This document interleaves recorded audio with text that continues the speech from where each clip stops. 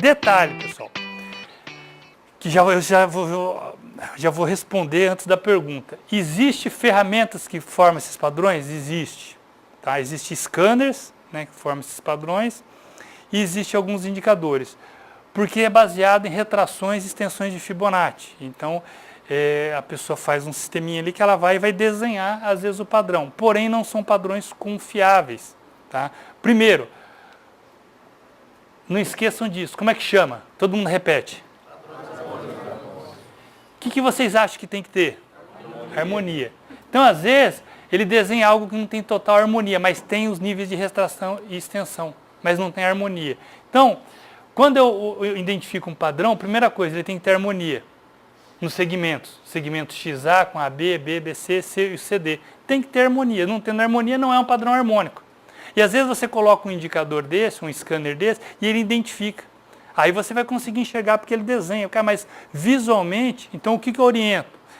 Não é fácil, né? Com o tempo, treinar o olho. Depois você pode até utilizar alguma coisa. Eu particularmente não gosto, não utilizo. Tá? Mas aprender a treinar o olho, identificar os padrões. Okay? Identificar o padrão. Olhar, utilizar a ferramenta Fibonacci e identificar o padrão. Então, o que vai diferenciar, pessoal? Um Gartner, por exemplo, é a retração. Nós vamos sempre ter a primeira perna. Deixa eu pegar um gráfico aqui. Ó. Esse aqui. Aqui é um Gartner. Ó. Sempre vamos ter a primeira perna, X e A. Tá? Isso aqui formou uma perna. Movimento de alta. O mercado corrigiu. Esse ponto B, ele tem que ter uma retração. A retração proporcional para formar um Gartner, 62%. Tá? Em 62%, ele está caracterizando um Gartner. Subiu, fez o ponto C, caiu. O padrão de se operar uma figura harmônica é o ponto D, que busca a reversão. Okay? Com o tempo e com a experiência, eles começam a operar o ponto C, que no curso eu vou estar ensinando. Por quê? Porque olha o ponto C, olha a pernada do ponto C que às vezes a gente perde de movimento. Tá? Acho que algum aluno colocou esses dias do NZD-SD, que acho que eu tinha comentado na análise, de uma perna, de uma provável ponto C que ele está. Foi você que colocou? Provável ponto C.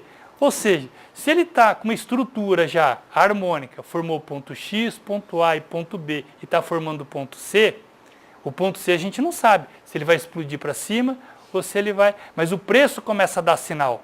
E o preço deu sinal aqui que ele vai despencar, nós vamos entrar numa venda. E aí nós pegamos a retração aqui, traçamos esses dois pontos aqui, é os níveis de retração.